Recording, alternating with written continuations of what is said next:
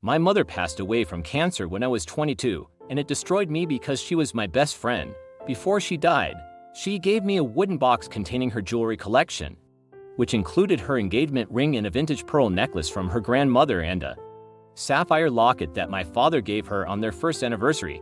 I kept the box in a safe in my old bedroom at my father's house because I was living in a small apartment in the city and I didn't trust the security there. 2 years ago, my father remarried a woman named Karen, who is very into spiritual cleansing and energy healing. I didn't mind her beliefs at first because she seemed to make my dad happy, but she slowly started changing the house. She painted over the walls and replaced the furniture and removed all the photos of my mother. I didn't say anything because it was my dad's house and he has a right to move on. Last month, I went to my dad's house to pick up the jewelry box because I was planning to propose to my girlfriend and I wanted to use the diamonds from my mother's ring to make a custom engagement ring. I went to the safe in my old room and punched in the code, but the safe was empty. I felt a cold shiver run down my spine. I ran downstairs and asked my dad where the box was. He looked confused and said he hadn't touched it. Karen walked into the room sipping herbal tea and asked what we were looking for.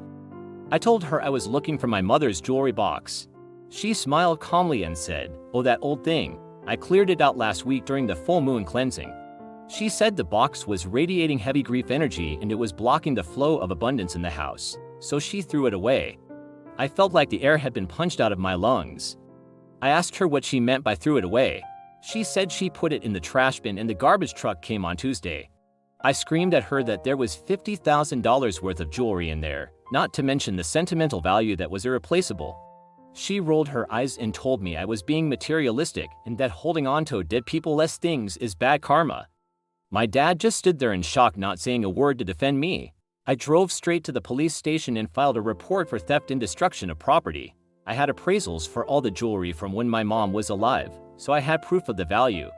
I hired a ruthless lawyer who specialized in civil litigation. We sued Karen for the value of the items plus damages for emotional distress. Karen tried to argue in court that she had the right to declutter her own home, but the judge wasn't buying it because the safe was in a room that was designated as mine, and she had admitted to taking property that wasn't hers. The judgment came down last week, and she was ordered to pay me $85,000. My dad tried to ask me to drop the lawsuit because it would bankrupt them, but I told him he should have protected my mother's memory. Karen had to liquidate her own retirement savings and sell her car to pay me. I used the money to buy an even better ring for my fiancé, and we are using the rest for a down payment on a house. I have cut all contact with my father and Karen, and I honestly hope her good energy was worth the price tag.